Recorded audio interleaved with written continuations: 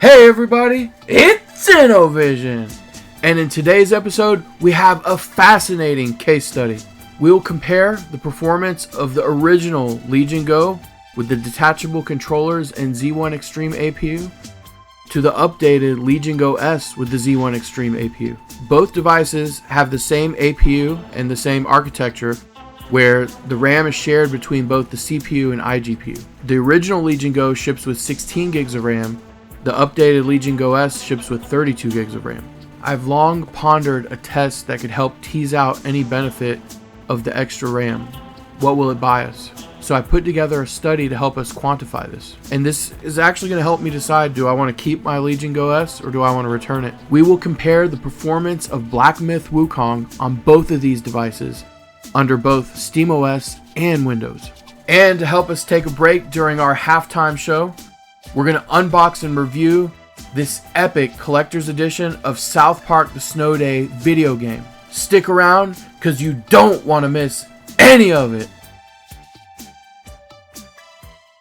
For our testbed to compare the performance of these two devices, we're using Black Myth Wukong with the same settings. On both devices, we're using the low graphics quality preset, we're using 1920 by 1200 resolution, and we're using the same FSR frame gen technology. In order to make sure I correctly set the same FSR frame gen technology on both devices, I had to pay close attention to the symbols there. That's because the labels for the different FSR settings are actually in Chinese, and I can't read it. I had to take great care to make sure that I match the symbols properly. And another thing to note, it looks like it's using a temporal or time-based method versus upscaling technology that works in the spatial domain. And so I see the same type of artifacts across the board. Rest assured, those two settings are properly matched. The reason I chose Black Myth Wukong, I just picked it up in the Steam Summer Sale. Not only do I think the game looks absolutely beautiful, I've heard it being compared to Dark Souls, Elden Ring, Bloodborne, and games in that genre, and I happen to be a veteran of all those games. I plan to spend a great deal of time playing this one. On both devices, we're going to take a look at 15, 20, and 25 watt TDP settings under both OSes. Now that I've described our testbed, let's take a moment to look at side-by-side comparisons of Black Myth Wukong running under Windows and SteamOS on the Legion Go, and the same for the Legion Go S.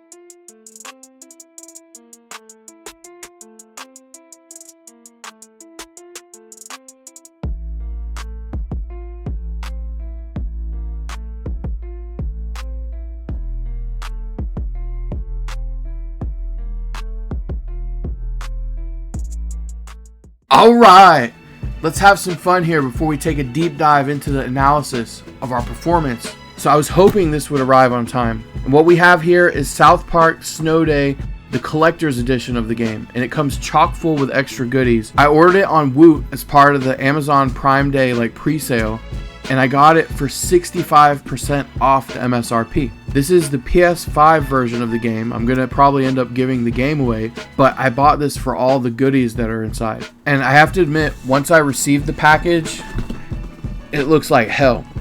It looks like it's been opened before and there could be something wrong with it.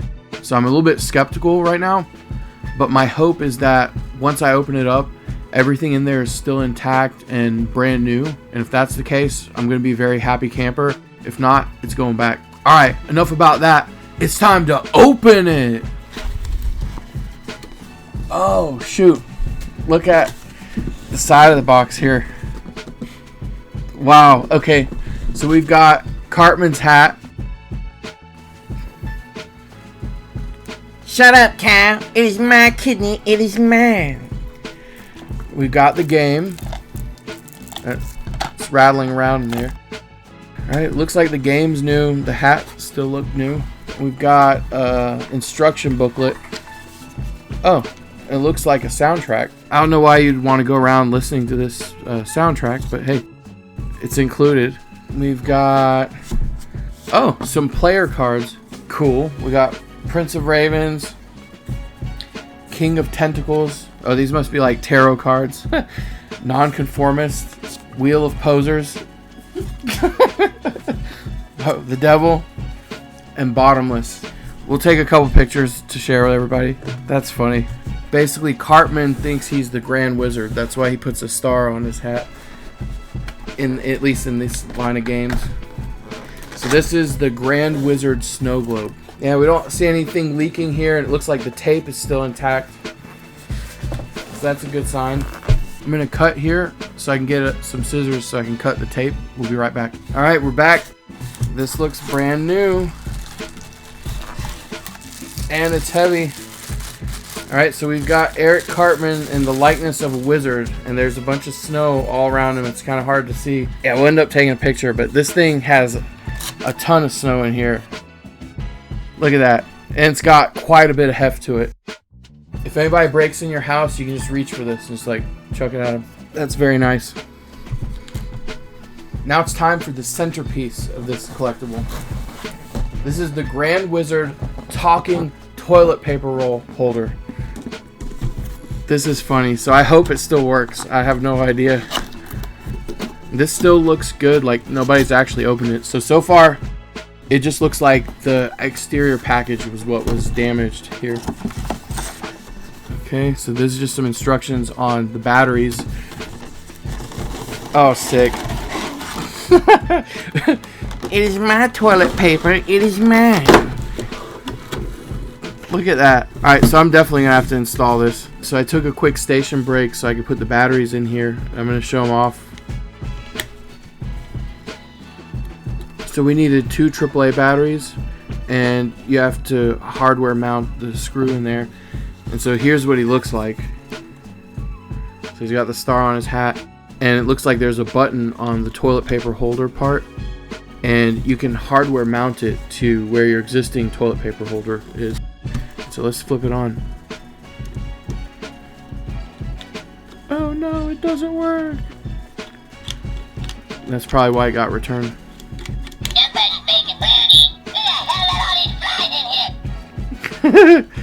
Oh wait, it works. All I need to do now is wait for the poop to stink. Gross. Over here, there's some shit on the floor. Let a man take a crap. You flush the toilet. All I need to do now is wait for the poop to stink. Over here, there's some shit on the floor. You know that feeling when you take a huge dump? Ah, yes. Now that we've had a chance to see some of the game footage side by side, let's take a deep dive and do some analysis to try to understand what these results mean. The first thing we're looking at here are the results from running this test on the original Legion Go. This is our frames per second at different TDP settings. Along our x-axis are the TDP settings, 15, 20, and 25 watts. and our y-axis is the average frames per second. The blue bar is our Windows 11 average frames per second. Our red bar is the SteamOS average frames per second. The light blue is our Windows 11 1% low frames, and the light red is our SteamOS 1% low frames. And just working kind of left to right through the different TDP settings, the first thing you'll notice is that at the lowest TDP, Windows is just kicking butt here. Yeah, at our lowest TDP setting, Windows is about 20% better performing than SteamOS here. It even has better 1% low frames. But as we start to crank up the TDP, that margin starts to shrink. And we can see that Windows, averaging about 57 frames per second, SteamOS is about 53. And then by the time we hit the 25 watt TDP, the difference is almost indistinguishable. Now, the performance of Windows here at our lowest TDP setting is not a complete shocker.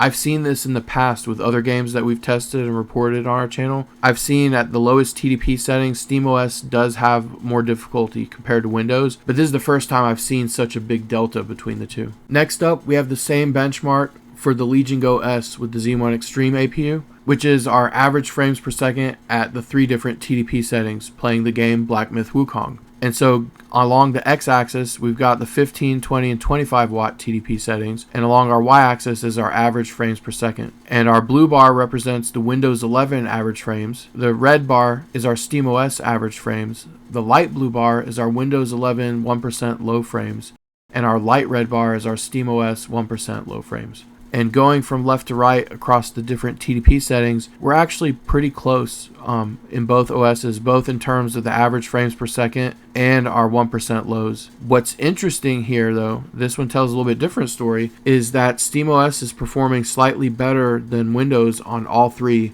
benchmarks, and that's kind of surprising. We do see a small increase in our frames per second when we look at Windows versus Windows, which we're going to do here in a little bit. One conclusion I'm starting to draw here is that the additional memory is helping a little bit. It's giving us some performance improvement, but it looks like the software is also giving a pretty decent performance boost here, and it might be a little bit easier to see towards the end once we get to our last 2 graphs here. Now, this is an interesting graph here. This is a side-by-side comparison of the average frames per second on the original Legion Go versus the Legion Go S. And this is under Windows 11, and our x-axis is our TDP settings, 15, 20, and 25 watts. Along the y-axis is our average frames per second, and our blue bar represents the Legion Go average frames per second. Our red bar represents the Legion Go S average frames per second. Our light blue bar represents the Legion Go 1% low frames, and our light red bar represents the Legion Go S 1% low frames. And going from left to right across our different TDP settings, we see that the Legion Go S is performing slightly better just across the board. The biggest difference is our 25 watt TDP setting. We've got like what looks like a 5% performance improvement, and our 1% low frames are significantly better on the Legion Go S. I would attribute this to having the extra memory. Here we see that the 32 gigs of RAM is probably allowing us to have much smoother gameplay, especially if as you traverse new areas and things are loading and we've got extra space, so we're not having to stop and interrupt our whole pipeline to load new data to be able to render it to the screen. And so we can see right there, this is telling a very interesting story here. Under Windows, on the Legion Go S, we're probably going to have much smoother gameplay. And I haven't had this device very long, but one thing I am noticing is that for games like Elden Ring, when I traverse into a new area and things are loading, I'm not hitting these stutters like I would before. And on top of that, it's got a variable refresh rate screen, so that also helps. Similarly, in this graph, we've got the comparison of the original Legion Go side by side with the Legion Go S running SteamOS. And going from left to right along our x-axis are our different TDP settings, 15, 20, and 25 watts. And our y-axis is our average frames per second. Our blue bar is the Legion Go average frames per second. Our red bar is the Legion Go S average frames per second. Our light blue bar is our Legion Go 1% low frames. And our light red bar is our Legion Go S 1% low frames. And again, this is on SteamOS. And we just see across the board the Legion Go S running SteamOS is just performing way better than the original Legion Go.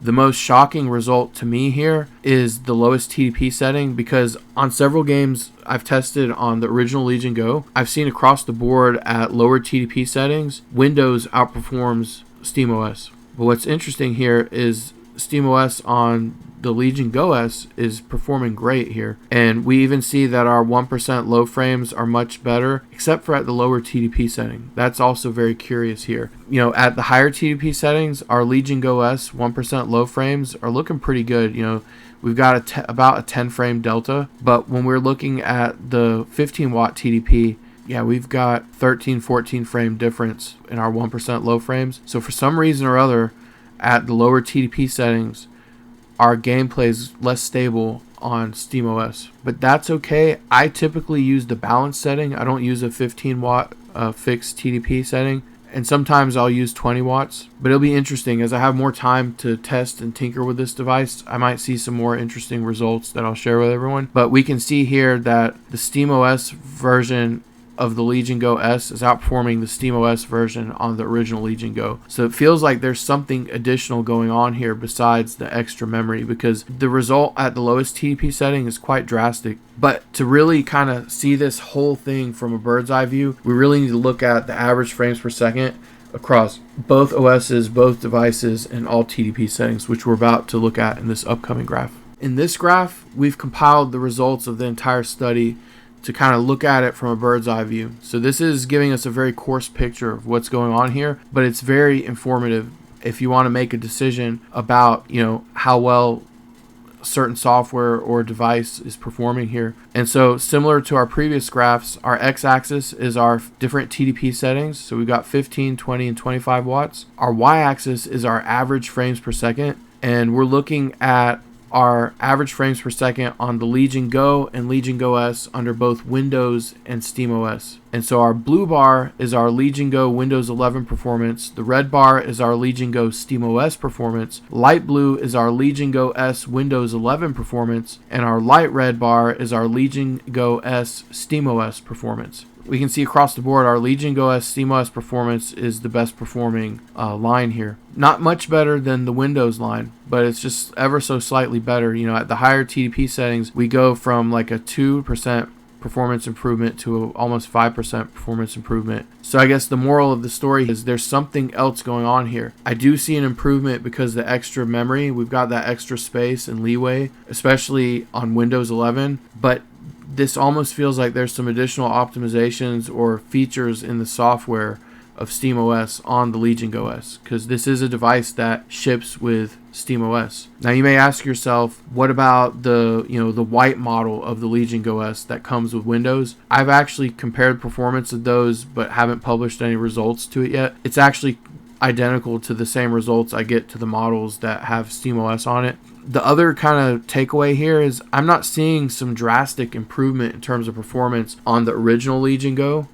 versus the Legion Go S with the additional memory here. If you're a Legion Go owner who is wondering whether or not you should get the Legion Go S, probably your money is better saved waiting for the Legion Go 2, or even consider getting like an external GPU to hook up to your Legion Go. There's not a huge improvement going to the Legion Go S. If anything, I think some of the things we might see with SteamOS, especially at the lower TDP settings, these are things that are probably going to get smoothed out over time. They're optimizations that haven't been made yet on the original Legion Go hardware. And I wouldn't be surprised as time goes on and Valve continues unifying this software, we're going to see a better experience at the lower TDP settings. In fact, it makes total sense because the Legion Go S SteamOS shipped for this console at the end of June. They haven't had much time to optimize performance for other handhelds. I would be surprised if we don't see an improvement within a year. Back to my original question.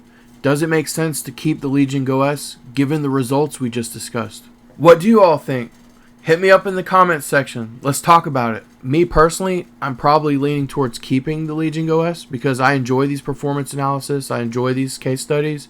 The results can be a little deceiving here. First of all, we've only looked at the performance of one game, but what I see across the board, whether you're on Windows or SteamOS, the Legion Go S has better low frame rates. So that means at our lowest frame rates, we're performing better than our lowest frame rates on the original Legion Go. And that's more than likely due to that extra memory. We have extra headroom, so we can move frames in and out faster. Our graphics pipeline's not stalled waiting to transfer information in and out of memory. And so this will bode very well for the Legion Go S. So what this means for everyone is smoother performance. Between the extra memory and the variable refresh rate, you're going to expect smoother gameplay on the Legion Go S as opposed to the Legion Go. But don't expect it to be leaps and bounds in terms of overall frame rates. I hope you enjoyed taking a deep dive in the performance analysis here. I really had a lot of fun unboxing this with you all here. At the 65% off, I think it's totally worth it. I would never have paid full price for this. I'm glad that everything came in one piece and was brand new. I was a little bit skeptical. At first, I couldn't get the toilet paper roll holder to work correctly, but now I got it working and it won't stop talking. So that's going to be a little bit of entertainment there. I want everyone to take a moment to like the video, subscribe. Not only does it help the community out, but it makes sure you don't miss all the amazing collectibles, gaming, tips, tricks, and mods we've got coming down the pipeline.